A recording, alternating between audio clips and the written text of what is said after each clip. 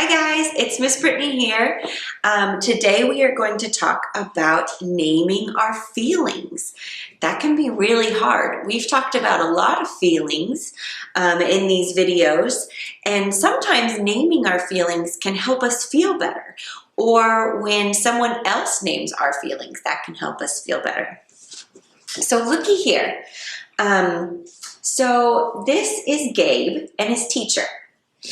Another child called Gabe some mean names, and he didn't like that at all. Have you ever had someone call you a mean name?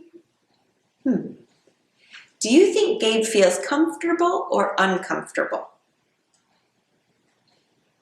I think he feels uncomfortable.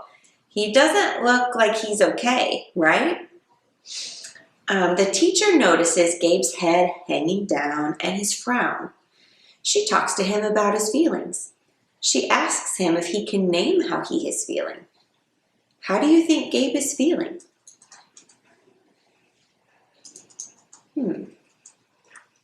How would you feel if someone called you a mean name? Would you feel sad? Or would you feel mad? Or would you feel disappointed? Or worried or frustrated? Yeah, you could feel any of those things. Everyone might feel a little bit different. So Gabe might be feeling sad, but maybe if someone called you a mean name, it would make you feel really mad. So Gabe says, I feel sad. Naming the feeling helps him feel better. The teacher asks why he's feeling sad. Gabe tells her about the mean names. Telling his teacher what happens helps too. His teacher goes with him and helps him talk to the child who was calling him names.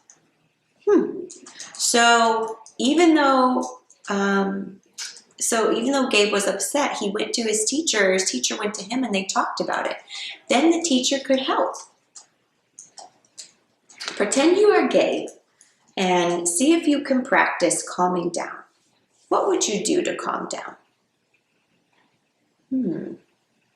You could put your hands on your tummy and just say, stop. You could put your hand on your heart and take a big deep breath. Or you could just sit in a quiet area and hug a stuffed animal like this. Any of those things would work. Sometimes it can be hard to name your feeling, but talking with grown-ups can help, because grown-ups can help you if you can't quite find the words to name your feeling. I have some pictures here. Let's see if we can think about how we would feel in that situation. So let's say you were really wanting to go to the zoo to see all the animals. Your family had been planning it for 2 weeks. You were so excited to see the monkeys, but then on the day that you were supposed to go, there was a big storm. And so you couldn't go to the zoo because it's outside and it was thundering and lightning and raining. Which one of these things do you think you would feel? Do you think you would feel excited or disappointed? I think you would probably feel a little disappointed because you really wanted to go. And disappointed is kind of like a little bit sad, and you know it's okay, but you just feel a little sad about it.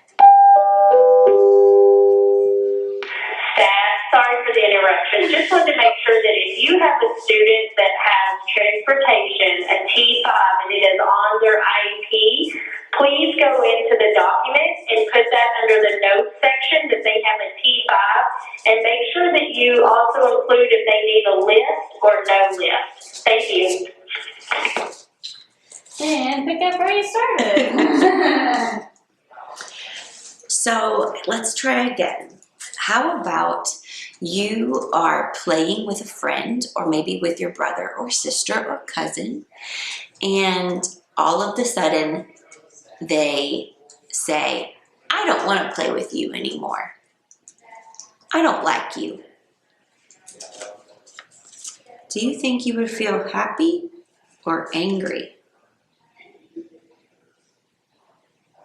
You might feel angry. You might feel sad too, but you might feel angry that someone doesn't said that to you, because that wasn't very nice, was it?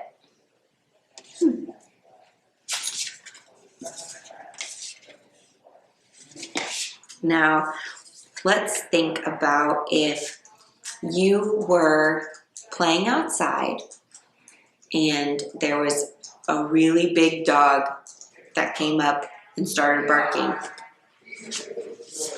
How do you think you would feel? Would you think you would feel scared or frustrated if there was a really big dog that came? I think you would feel scared. Frustrated is when you want something to happen but it's not happening.